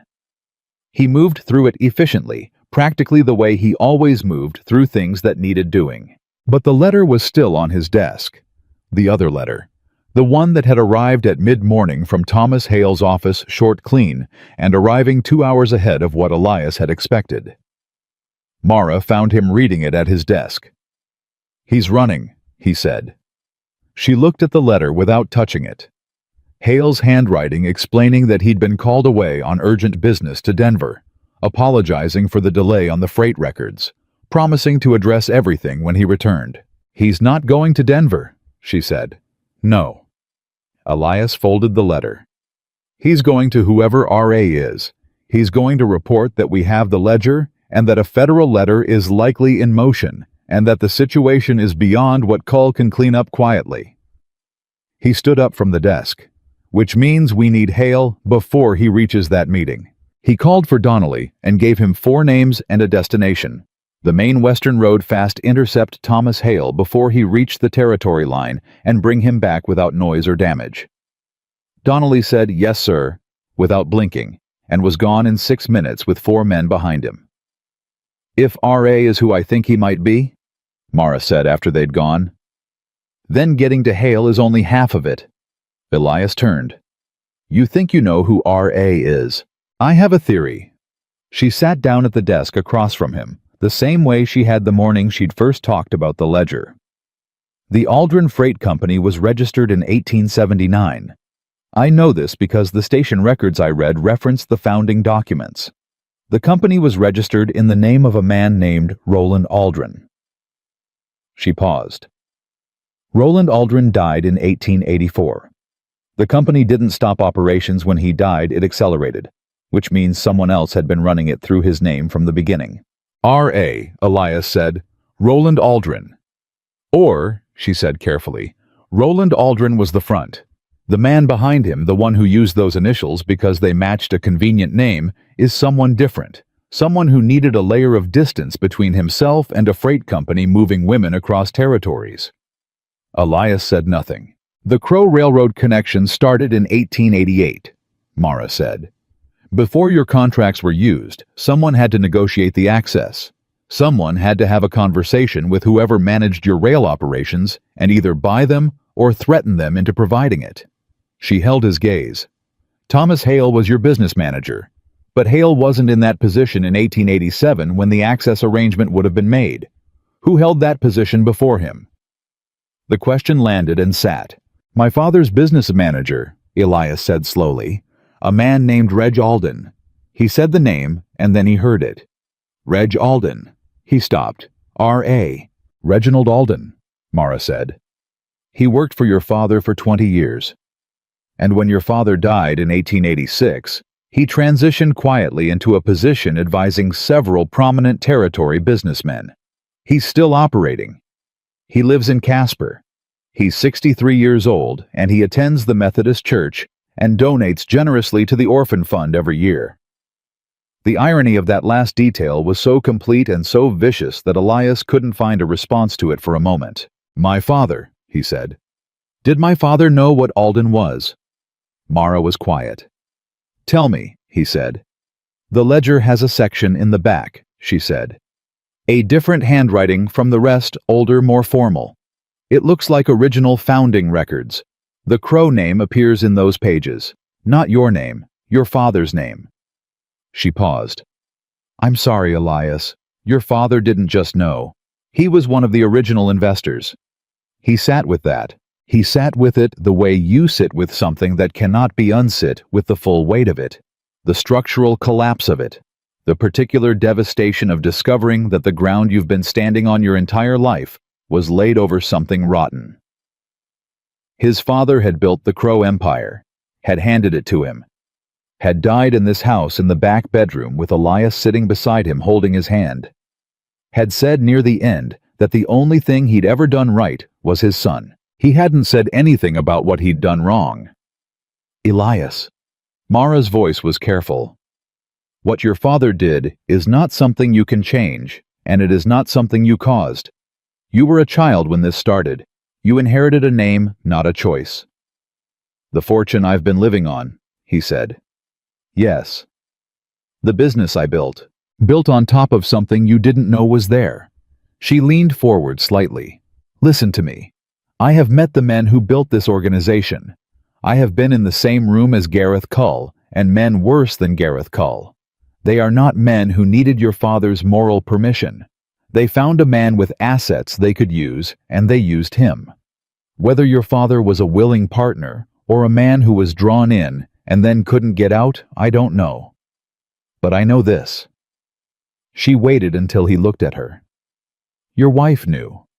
Claire found out about your father's connection, and she didn't walk away from you. She didn't walk away from this marriage. She went after the organization instead of the man." He looked at the photograph on the mantel. "She protected me," he said. "She tried to end it," Mara said. "There's a difference. She didn't protect you from the truth to save your feelings. She went after the source because that's what mattered." A pause. "And now you know. What you do with it is the only part that belongs to you." The sound of hoofbeats outside broke the moment. Fast multiple horses coming up the main road. Cross appeared in the doorway. "Donnelly's back." Thomas Hale was not what Elias expected. He'd expected defiance or performance, the same calibrated warmth deployed as a defense mechanism. What Donnelly brought into the study was a man who had already made his calculation and landed on the side of self-preservation with the speed of someone who had always known this moment was possible and had prepared for it. Hale sat down across from Elias without being told, folded his hands on the desk, and said, "How much do you have?" "Enough," Elias said. "The ledger." "Yes." Hale breathed out slowly. "I need something in return. You need to start talking before I decide you're more useful to a federal court as a defendant than as a witness," Elias said. "That's what you need." Hale looked at him for a long moment. This man he'd known for 9 years. This man he'd worked beside and eaten beside and stood beside at a grave. Something moved across his face. Not guilt exactly. Something older than guilt and less useful. The look of a man who had made choices long ago and had been living with their weight ever since, and was now arriving at the moment where the weight became something other people could see. "Reg Alden recruited me in 1887, Hale said. "I was in debt, significant debt. He offered a way out, and it seemed simple access to the rail route's authorization on the freight transfers, nothing else. I told myself I didn't know what was in the wagons. He paused. I knew what was in the wagons. Silence. Claire found out, Elias said. She came to me, Hale said, and his voice dropped slightly. About 8 months before she died. She said she'd found discrepancies in the freight records and she wanted to understand them. She trusted me. She came to me first. He stopped. I told Alden. The room was very quiet. You told Alden that my wife was asking questions, Elias said. I didn't know what he would do. I told myself he would just warn her off, make her stop. His voice was hollow now, the performance entirely gone. I was wrong. Elias stood up slowly from his desk. His voice when he spoke was very controlled and very quiet, which was its most dangerous register. You are going to write down everything he said. Every name, every transfer, every conversation you had with Alden and Cull and anyone else connected to this organization. You are going to write it all down in your own hand, and you are going to sign every page. And then you are going to repeat all of it under oath in front of a federal agent when he arrives. He paused.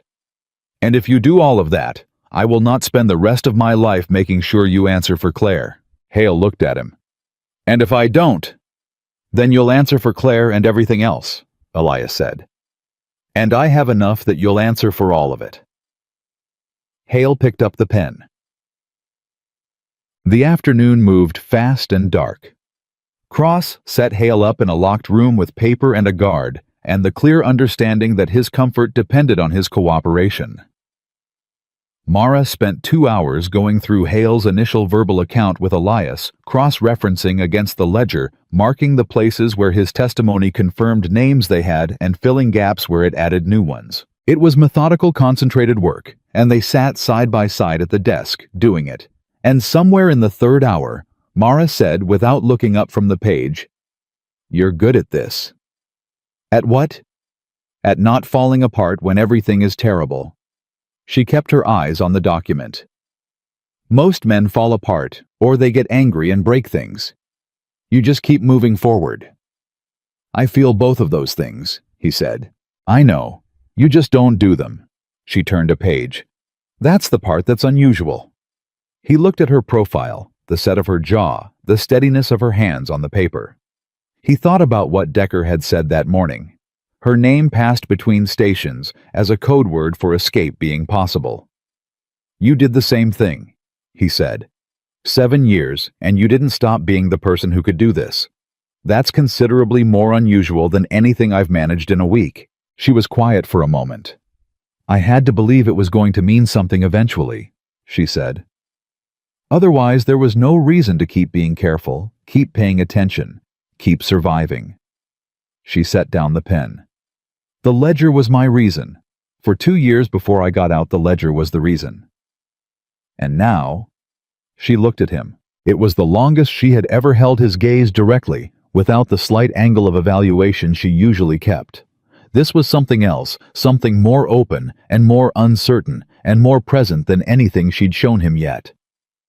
Now, there are more reasons, she said. She picked the pen back up. He looked at the document. Neither of them said anything else, and that was entirely sufficient. The knock at the study door came 20 minutes later. Cross, his face doing the thing it did when he had information that needed delivering carefully. What? Elias said. Ryder came in from the South Road, Liam Foster from the Hatcher Ranch. Cross paused. He says there are men camped at the old Brierley station 8 miles south. He counted 15 horses. They have wagons and they're not moving like men who plan to stay the night. Mara stood up from the desk immediately. Cull, she said. You're sure, Elias said. 15 horses and wagons means he's not coming to talk. She was already moving toward the door. He's coming to take the ranch apart and take everyone in it with it. She stopped in the doorway. He's not waiting until dark. He's going to come in daylight this time because he wants witnesses who don't survive long enough to be witnesses. How long do we have? Cross said. 2 hours, Mara said. Maybe less. Elias stood up. The thing he had been preparing for since the moment he'd found her in that locked room, was now 2 hours away, and everything that happened in those 2 hours would determine whether the ledger reached a federal agent, whether the names in it faced justice, whether the women in the Nevada station ever got out, and whether Reginald Alden and Gareth Cull and every man in that book ever answered for what they'd built. No panic. Panic was expensive. He looked at Cross. Get every man we have to their positions. Full defensive setup, everything we prepared. Then he looked at Mara. The ledger. Agnes needs to move it now, not to her sisters this time. There's a man in town newspaper editor name of Samuel Briggs. He's been wanting a story that matters for 20 years. I want that ledger in his hands within the hour, along with a letter from me authorizing him to publish every name in it simultaneously, with copies delivered to federal authorities. He paused. If Cull takes this ranch, I want to make sure he's already too late. Mara was looking at him with an expression that was not quite surprise. She'd stopped being surprised by him, he thought, but something close to it. Something that looked like the relief of a person who had been carrying something enormous alone for a very long time and had just found someone willing to take the other end. Agnes, she said. Already listening, Agnes said from the hallway. Of course she was. Take the buckboard, Elias said. Ride straight through. Don't stop for anyone. He looked at Mara. You go with her. Mara's expression closed immediately. I'm not leaving. Mara, that ledger is 9 years of my life, she said, and her voice was completely even and completely final. Every name in it, every rote, every payment record. I put myself inside that organization for 7 years and survived it to get those names. I am not leaving them to chance.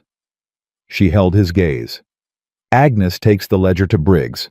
I stay here. That's how it goes. He wanted to argue. He looked at her face and understood that arguing was not an available option. Then stay close to Cross, he said. I'll stay close to whoever is most useful, she said. He turned back to his desk, and for a moment he stood with both hands flat on it and looked at the photograph of Claire and thought about everything she had done and everything she had known and everything she had chosen, and he thought about the Crow name and what it had been built on and what he was going to build on it instead. This ends today, he said. Not to anyone in the room particularly. Just to the room and to the photograph and to whatever part of him still needed to say it out loud. Agnes had the ledger off the shelf and wrapped and moving before he'd finished the sentence. And 8 miles to the south, 15 horses were breaking camp. Agnes had been gone 40 minutes when the first riders appeared on the south road. Elias watched them come from the front window, not rushing, not hiding, riding in plain daylight, like men who had decided the time for discretion was over. 15 horses, just as Foster had counted, and 1 wagon canvas-covered moving at the back of the group. The wagon, Mara said from beside him. I see it. That's not supplies. Her voice was very quiet. They bring wagons when they plan to take things away. He understood what she meant without her saying it. They'd come to take her, and the ledger, and anyone who had seen either. Positions, he said to Cross, and Cross was already moving before the word was finished. The ranch went quiet in the particular way of people who are very deliberately not making noise. Doors closing. Softly. Boots moving carefully. The metallic sound of rifles being checked, kept low and brief. 8 men at their stations. Elias at the front window. Mara beside him, with the shotgun she'd adopted as her own, somewhere in the last 36 hours, and he had stopped noticing it in her hands because it looked exactly like it belonged there. The riders stopped 40 yards from the front gate. One man came forward alone. He was not what Elias had built in his mind. Gareth Cull was not large or overtly threatening. He was perhaps 55, lean, with a precise gray mustache, and the kind of permanent calm that belongs to men who have been making very bad decisions for a very long time and have never once been made to answer for them. He wore a good coat. He sat his horse like a man who was accustomed to being looked at. He called out from his gate, "Elias Crow." Elias opened the front door and stepped onto the porch. He did not bring his rifle to the porch. He stood with his hands at his sides and looked at Gareth Cull across 40 yards of frozen yard. "You're on my property," Elias said. I'm here to resolve a misunderstanding, Call said, between reasonable men. His voice was even pleasant, the voice of a man who ran a business and hired lawyers and attended dinners. You have something that belongs to my organization. We have no quarrel with you, Mr. Crow. Give us the woman and the book, and we'll be gone before dark. The woman has a name, Elias said, and the book is already gone. The pleasantness in Cull's face adjusted slightly, just slightly, like a dial being turned one increment towards something colder. Gone where? Somewhere you can't reach it. Which is why right now, a newspaper editor in town is reading 73 names, and a federal agent is riding hard from Cheyenne with a copy of the same list. Elias kept his voice conversational. You're not here to resolve a misunderstanding, Mr. Cull. You're here because you found out you're already too late, and you don't know what else to do. A long silence. Where is she? Cull said. Right here, Mara said. She stepped through the front door and stood beside Elias on the porch. She held the shotgun at her side. She looked at Gareth Cull across 40 yards and 8 years of her life and did not flinch.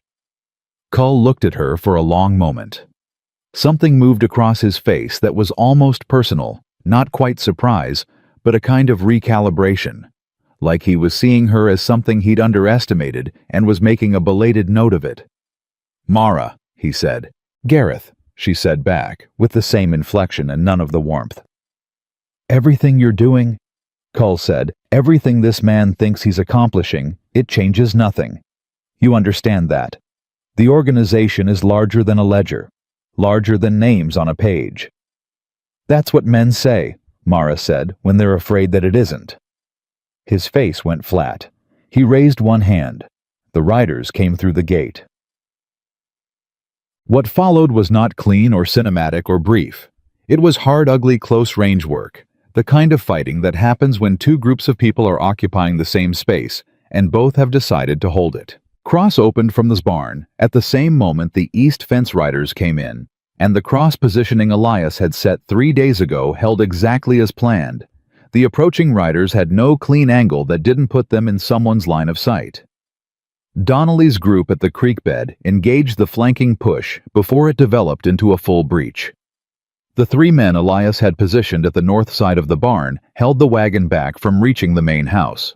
The front yard became the center of it. Cull's men dismounted and pressed forward on foot, which was smarter than charging on horseback and meant they had done this before. They moved in pairs, covering each other, pushing toward the house from the sides rather than straight on. Elias met 2 of them at the corner of the house with a focus that left no space for anything except the immediate geometry of the problem in front of him. He took a blow across his right shoulder that dropped his rifle arm momentarily numb, and he was still working through the discomfort of that when he heard Mara's shotgun go off twice in fast succession from somewhere to his left. East corner, she called out. 2 down. They're pushing through the garden side. Cross, Elias called. Busy, Cross called back. Elias switched his rifle to his left hand, which was not his strong hand, and worked with what he had. The fight moved through the yard and toward the house, and at some point, Elias registered that he was bleeding again. His arm from 2 nights ago had reopened and filed it in the same place. He filed the shoulder pain, which was a place reserved for things that would matter later when there was a later to matter in. Then Mara said, Elias, the cellar. He turned. She was at the cellar door on the north side of the house, the old root cellar that had been locked since last winter, the key long since misplaced. The door was shaking from the inside. Someone is in there, she said. He got to the door and pulled his knife and worked the lock housing until the hasp broke free and the door opened, and the smell hit him first. Stale air, fear human beings in a small space for too long. Children, 5 of them. The youngest, perhaps 7, the oldest, not more than 13. They were pressed against the far wall of the cellar, holding each other, looking up at him, with the particular stillness of children who have learned not to make noise. It's all right, Elias said, And his voice came out entirely differently from how it had sounded for the last 20 minutes. "It's all right. Come out." The oldest child, a girl with dark braids, looked at him and then looked at Mara standing behind him, and something in her face shifted. She stood up and took the hand of the child beside her and moved toward the door. Mara was already reaching in for them. "Cull brought them," Mara said quietly as the first child came out. Her voice was very controlled. "He brought them to use as leverage if the ledger move didn't work. Children they use them as threats, or as proof that they still have product to reassure buyers that the network is still running." Elias looked at 5 children standing in the cold morning air blinking, and felt something so large and so cold and so absolute move through him that it had no name he could put to it. "Get them inside," he said. "Agnes's bedroom door locked. Stay with them." "I'm not, Mara." He looked at her directly. "Please." She looked at the children. She looked at the oldest girl who was watching her with wide, exhausted eyes. "Come on," Mara said to the girl, and held out her hand, and the girl took it immediately, and they went inside. The fight turned in the next 10 minutes, not because Cull's men ran out of will, they didn't, but because 3 things happened almost simultaneously that changed the weight of it. First, Donnelly's group broke the flanking attempt, completely pushing Cull's South Riders back through the fence and pinning them against their own horses. Second, Hale, locked in his study room with a guard, heard the fighting and made a decision. He called the guard in and told him he had additional information that needed to be recorded immediately, and he talked for 20 minutes straight, adding names and details he had withheld in the initial session, including the location of the secondary operations ledger that Reginald Alden kept at his Casper property. Third, Gareth Cull made a mistake. He came forward himself. He came in through the east side while his remaining men held the front, and he got into the house through the kitchen door that had been unguarded for 40 seconds, while the 2 men covering it repositioned, and he came down the hallway with a revolver in each hand, like a man who had decided that if the operation was ending, it was going to end on his terms. He got as far as the study doorway. Elias was coming from the other direction. They stopped 8 feet apart in the hallway, and for one very long second, neither of them moved. "It's over," Elias said. "For you, maybe," Cull said. "The organization outlasted 1 crow already." He said it deliberately, watching for the reaction. "Your father built the foundation. You think tearing down 1 station and publishing 1 ledger ends something that old?" "My father made choices I can't change," Elias said. "I can change what comes after them." "Noble," Cull said. "You sound like your wife." The words were meant to land like a blade. They did, but not the way Cull intended. "Good," Elias said. "She was right about everything." He moved left at the same moment he brought the rifle up, and Cull fired once, and the shot went wide, and then Cross came through the kitchen doorway behind Cull, and the thing resolved in the practical, brutal way that things resolve when one man has a plan and the other man is already losing. Cull went down. Not dead. Cross was precise about these things, but down and disarmed, and held sitting against the hallway wall with his hands behind him and blood coming from the shoulder Cross had put a bullet through. He looked up at Elias from the floor. "Alden will bury all of it," Cull said. "He has judges. He has senators. 1 federal agent and 1 newspaper doesn't—" "Samuel Briggs sent copies to 4 newspapers," Elias said. "Denver, Salt Lake, San Francisco, and Chicago. The Chicago edition goes to press tonight." He looked down at Gareth Cull without heat, without satisfaction, with something much colder and more permanent than either. "Reginald Alden is going to spend what's left of his life explaining 73 names to every newspaper in the country, and Thomas Hale is in my study right now adding to that list." Cull said nothing. The sound of the fighting outside had diminished. Elias listened to it and heard it thinning sporadic shots now, instead of sustained the sound of men who had lost the mathematical certainty of their numbers and were making individual decisions about the wisdom of continuing. "It's done," Cross said from behind Cull. Not a question. "Yes," Elias said. "It's done." He walked down the hallway to Agnes's bedroom door and knocked twice softly. Mara's voice from inside. "Clear. Clear," he said. The door opened. The 5 children were sitting on Agnes's bed. The oldest girl was still holding Mara's hand, and Mara was sitting on the edge of the mattress beside her, and she looked up at Elias with an expression he hadn't seen on her face before, something unguarded and exhausted and real, with no management left in it. "Cull," she said. "Cross has him. He'll face a federal court." She nodded. Her hand tightened slightly around the girl's. "Are you all right?" he said. She looked at the children and then back at him. "Ask me in a week," she said. He almost smiled. Fair enough. The next 3 days were the busiest of Elias Crow's life. Federal agent Harlan Cross arrived on the second day, having pushed his horse past any reasonable standard, and he arrived to find a prepared and organized operation that was already ahead of him. Hale's full written testimony. Cull in custody. 5 children receiving care. The ledger simultaneously in the hands of 4 major newspapers, and a list of physical evidence that Cross spent 4 hours going through with the focused intensity of a man who had been waiting for exactly this kind of case his entire career. "This is extraordinary," Cross said, not as a compliment, but as a factual assessment, looking at the stack of documentation on Elias's desk. "A woman named Mara Vale built most of that over 8 years, Elias said. "Make sure her name is in the record as the primary source." "It will be," Cross said. Mara was in the room when he said it. She was looking at the documents on the desk and said nothing, but her jaw moved slightly, and he understood she was working hard at something. The children were placed with a family in town, a good family one Agnes had personally vetted, which meant Elias trusted it completely. He visited them the morning before they were transferred, and the oldest girl, whose name was Petra, looked at him at the door and said, "Will we have to go back?" "No," he said. "You won't ever go back." She nodded as if filing that away somewhere important. Then she said, "The woman, the one who stayed with us. Is she staying here?" "I hope so," he said. Petra looked at him very seriously. "She told us her name.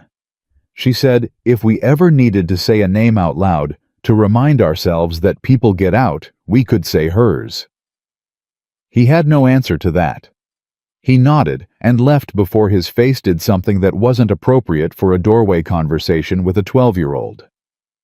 On the 3rd day, Luz Pacheco arrived. She came in a wagon driven by a man Elias didn't recognize, with 2 women beside her, and a third in the wagon bed. And when the wagon stopped in the yard, and Mara walked out of the house, and they saw each other, neither of them spoke for a full 10 seconds. Then Luz said in a voice rough with the road and everything before it, "You're still alive." "You too," Mara said. "I wasn't sure about you." "I wasn't sure about you either." They stood there in the yard looking at each other. 2 women who had survived the same system by completely different roads, arriving at the same place from opposite directions, and the reunion was not dramatic or tearful.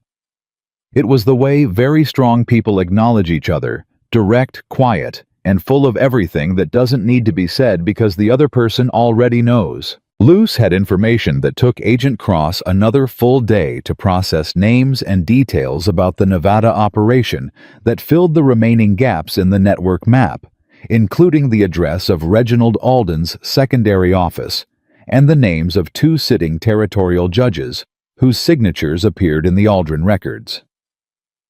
Cross sent riders to Casper that same afternoon. The reckoning, when it came, was not a single event. It spread across 4 territories over the following 6 months. Like water finding every crack in every wall, slow in some places, sudden in others, inevitable in all of them. Reginald Alden was arrested at his home in Casper on a Tuesday morning in December, reportedly sitting at his breakfast table when federal agents arrived, and was reported to have said nothing at all when they read him the charges. Perhaps the list took too long to get through. There were a great many of them. The trials began in January. 73 names became 61 indictments, which became 44 convictions by the following spring, including 2 county sheriffs, 1 territorial judge, 3 railroad executives, and a man who had given the opening prayer at the Wyoming Cattlemen's Association dinner the previous autumn. The newspapers called it collectively the Crow Reckoning, a name that Elias had not chosen and was not entirely comfortable with because it gave his name to something that Claire had built and Mara had carried, and Luce and the women before them had paid for in ways he could barely comprehend. But the name stuck. Names do. Mass graves were uncovered near 4 transport routes. The number of women who had moved through the Aldrin network over 12 years was larger than anyone had initially believed. Federal investigators spent months following routes through 4 territories, and each month the number grew. And each time it grew, the newspapers ran it on the front page, and the country got a little less comfortable with what it had not looked at before. Elias sold 60% of his business holdings over the winter.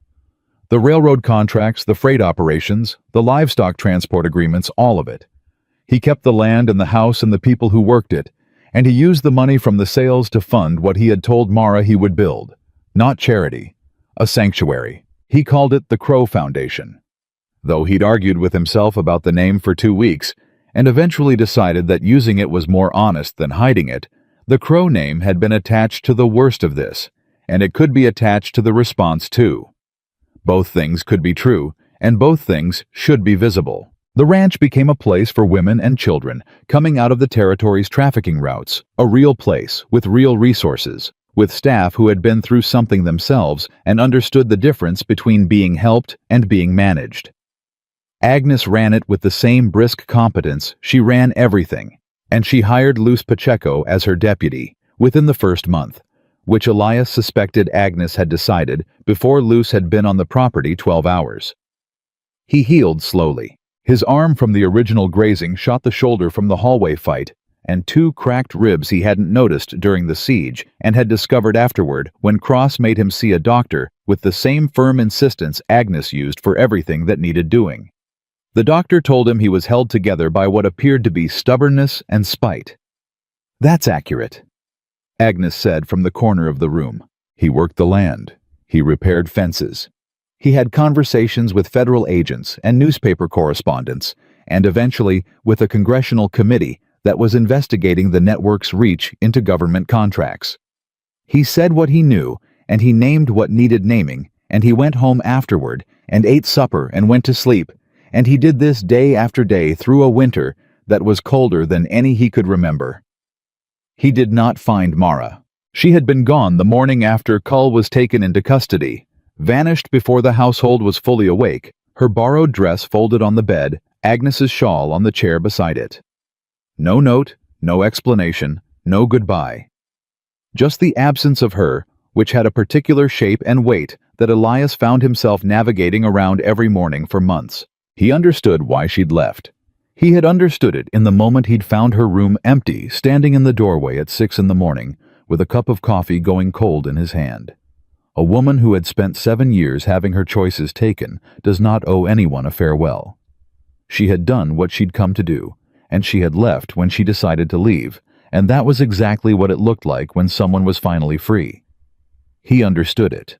He didn't stop looking for her window every morning anyway. The human heart is not particularly interested in what a man understands. Spring came late that year, as if the winter had needed extra time to make sure everything was settled.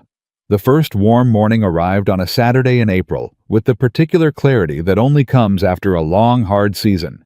Everything bright and clean and smelling of water and new grass.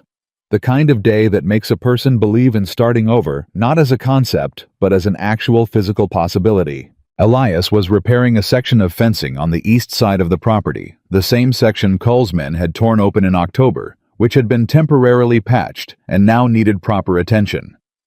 He had his sleeves rolled and his coat off, and he was working with the focused satisfaction of a man doing physical work that will outlast the day he does it in. He heard the wagon before he saw it. Coming up the ranch road from the north, a modest buckboard with supplies, flour sacks and lumber, and 2 crates that clinked with the sound of glass jars.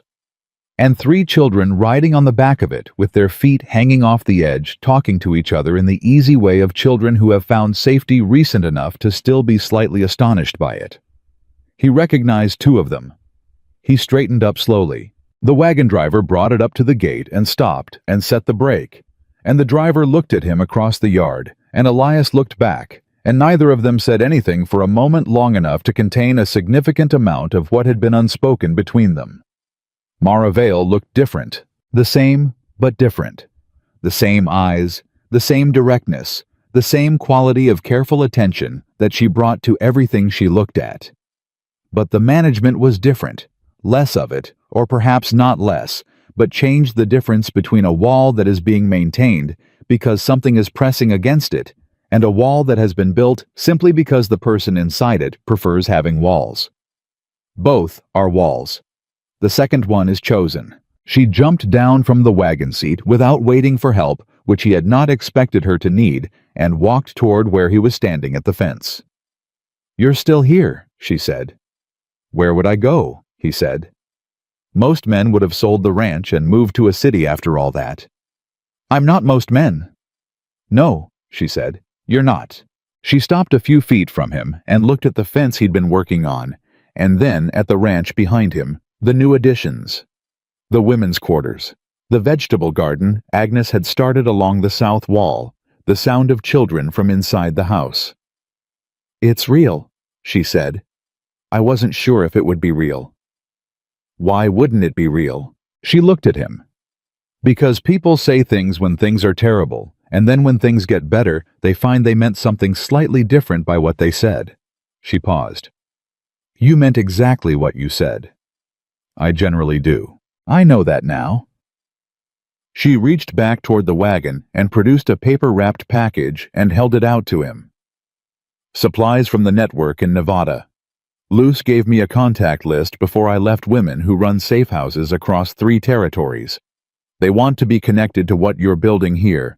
There are 12 addresses in there, and every one of them has resources and people, and the specific knowledge of how to move women out of dangerous situations without getting anyone killed." He took the package. "You've been building a network," he said. "I've been finishing something that was started before me," she said simply. "Claire built the first roots. I built more. Luce built more. There are women across this territory who have been doing this work in the dark for years, all separate, all careful, all trying not to get killed." She met his eyes. "They don't need to be separate anymore." He looked at her for a long moment. "How long are you staying?" he said. She held his gaze. "I don't know," she said. And it was not evasion, it was the most honest answer she had, and he knew that. She was a woman who had learned that promises were things that could be broken against your will, and she was not going to make one until she was certain she could keep it. That certainty was going to take time. He understood that completely. "All right," he said. "All right," she said.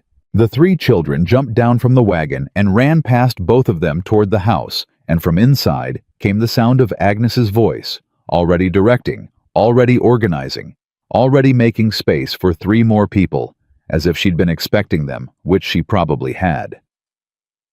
Elias picked up his fence post and went back to work.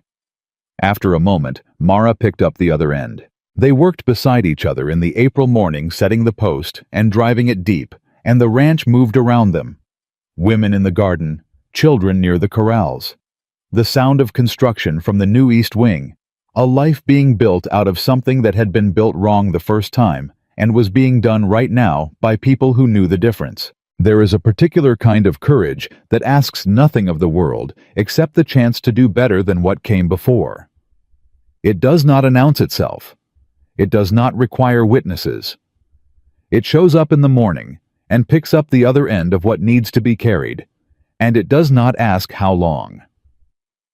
Elias Crow had inherited a name built on suffering and chosen to make it mean something else. Mara Vale had survived the worst a broken world could do to a person, and walked back anyway, not because she had to, not because she owed anyone anything, but because she had decided finally and completely that her life belonged to her, and she was going to use it for something that mattered. And on that first warm morning of an April that smelled like water and new grass, and starting over, they drove the fence post down, deep into the Wyoming soil, and it held solid true and built to last. That is what it looks like When people who have survived terrible things choose not to let the terrible things be the last word. That is what it looks like when love is not rescue, but recognition. Two people seeing in each other someone who refused to stop and deciding that is exactly the kind of person worth standing beside. The chains were gone. The names were on record. The work continued. And the land which had witnessed both the worst of what men do and the best of what they choose instead, held all of it in the particular silence of a place where something true had finally been said out loud, and where the people who said it were still there, still standing, still building. That is enough. That has always been enough.